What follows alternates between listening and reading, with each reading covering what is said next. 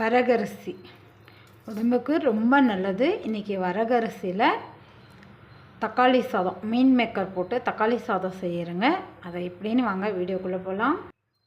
அரிசியை ஒரு 4-5 முறை சுத்தமாக கழுவி எடுத்தாச்சு. இது ஒரு புறம் இருக்கட்டும். குக்கர் வச்சுக்கலாம். குக்கரில் எண்ணெய் சேர்த்திக்கலாம். கடுகு சேர்த்திக்கலாம். கடுகு நல்லா பொரியட்டும். கடுகு பொரியுது. ஒரே ஒரு பட்டை சின்னதாக, நான் 250 கிராம் அரிசி தான் எடுத்திருக்கேன். அதனால் செலவுகள் குறைவாக தான் சேர்த்துறேன். 4 லவங்கம், கொஞ்சமாக வாசனைக்கு சோம்பு, காரத்துக்கு வாசனைக்கு 3 பச்சை மிளகாய்,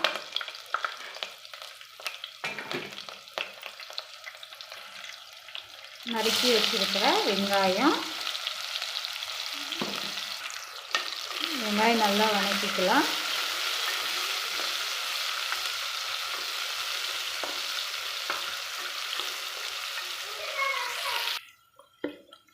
வெங்காயம் வதங்கி வச்சு பாதி இஞ்சி பூண்டு பேஸ்ட்டை சேர்த்திக்கலாம். ஒரு 3/4 ஸ்பூன் இஞ்சி பூண்டு பேஸ்ட்டு,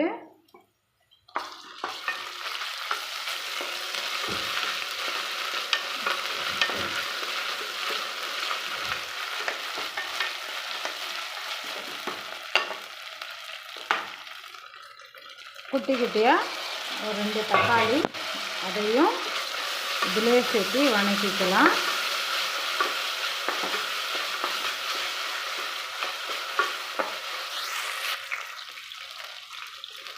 வாசனைக்கு புதினா,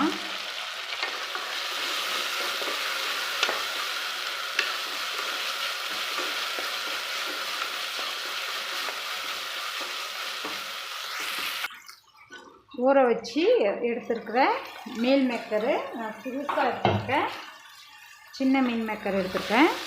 அதையும் இதிலையே சேர்த்து வதக்கிக்கலாம். தேவைக்கு உப்பு சேர்த்துக்கலாம். உப்பு சேர்த்துட்டு நல்லா வதக்கிக்கலாம். நம்ம ஊற வச்சு கழுவி ஊற வச்சுருக்கிற வரகரிசி, அதையும் இதிலையே சேர்த்துக்கலாம்.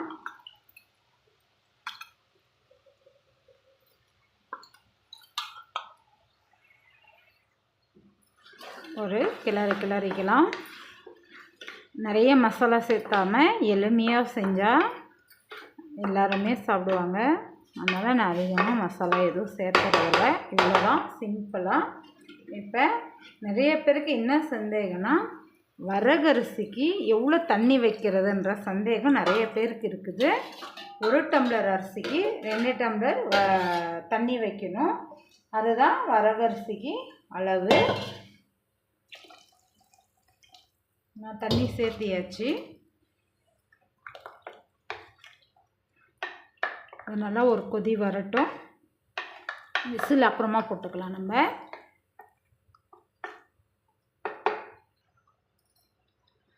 பாதி லெமன் எடுத்துருக்கேன், அதையும் இதில் புழிஞ்சு விட்டுக்கலாம்.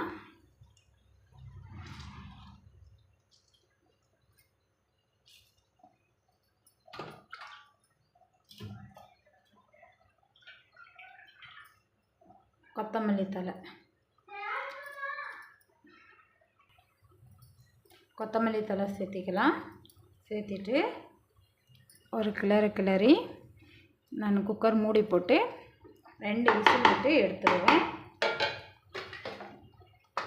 விசில் போடும்போது ஸ்டவ்வை ஸ்லோ பண்ணிக்கோங்க. போட்டாச்சு. விசில் வரட்டும். 2 விசில் விட்டாச்சு. ப்ரெஷர் போனதும் திறந்துடலாம். எல்லாம் வீடே மணக்க என்னுடைய ஸ்டைலில் வரகரிசி தக்காளி சாதம் ரெடி. மணக்க வரகரிசி சாதம் ரொம்ப ஆரோக்கியமானதும் கூட. வாங்க சாப்பிடலாம்.